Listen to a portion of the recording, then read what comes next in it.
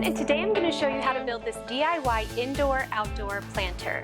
This is a pretty easy project, and keep in mind you can customize it by modifying the dimensions or even changing the color. So let's get started.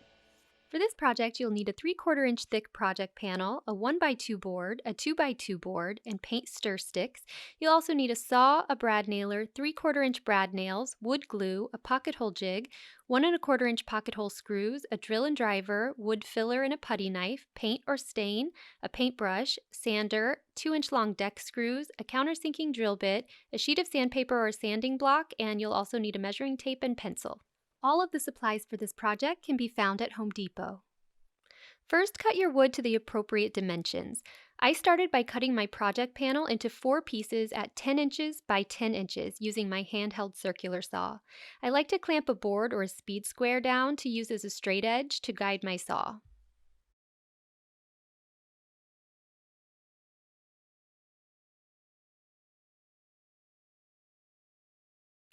Once I had my project panel pieces cut to the proper width, I used my miter saw to make the remainder of my cuts.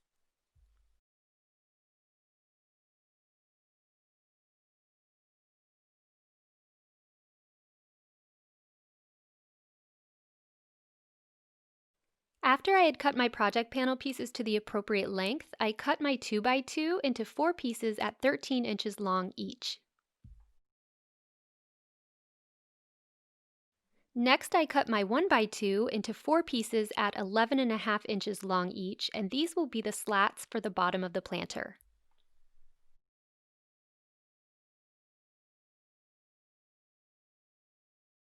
Last, I cut my paint stir sticks, which will add a 3-dimensional stripe design to each side of the planter.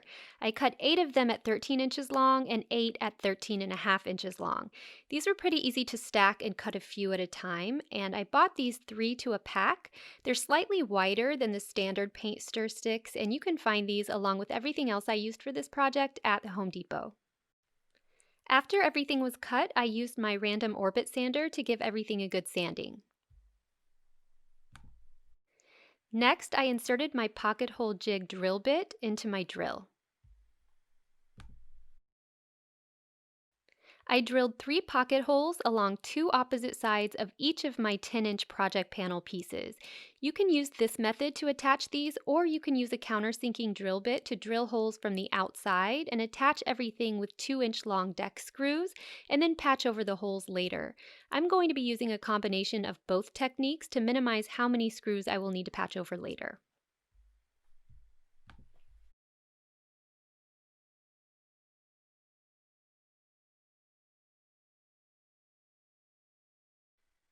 Next, I swapped out the pocket hole drill bit with the driver bit that came with my pocket hole jig. Then I attached 3 of the 4 sides of the planter to the 2x2 legs using 1 1/4 inch long pocket hole screws.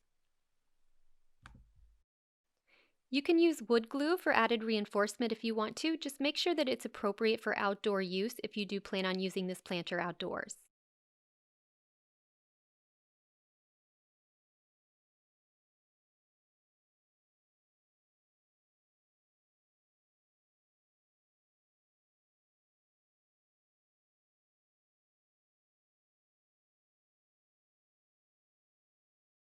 Since the size of this planter makes it too tight to attach the final piece with pocket hole screws, I ended up pre-drilling holes with my countersinking drill bit and attaching the back piece using 2-inch long deck screws.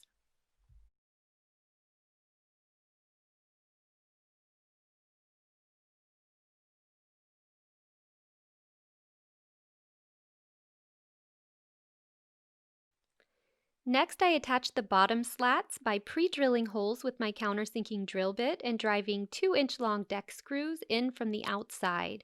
I made sure to space them apart evenly.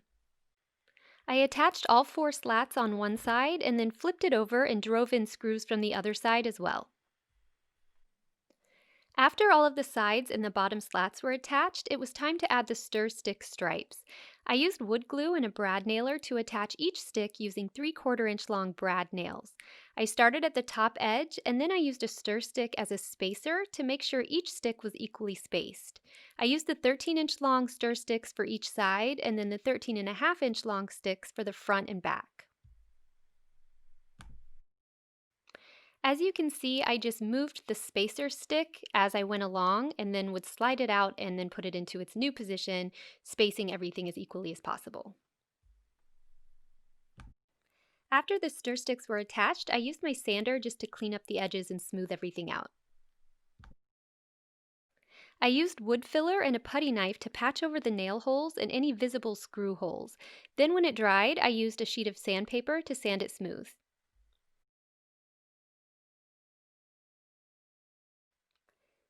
Now it's time to paint or stain. I opted to paint my planter, and if you are painting as opposed to staining, you'll want to use exterior latex paint if you plan on using this outdoors.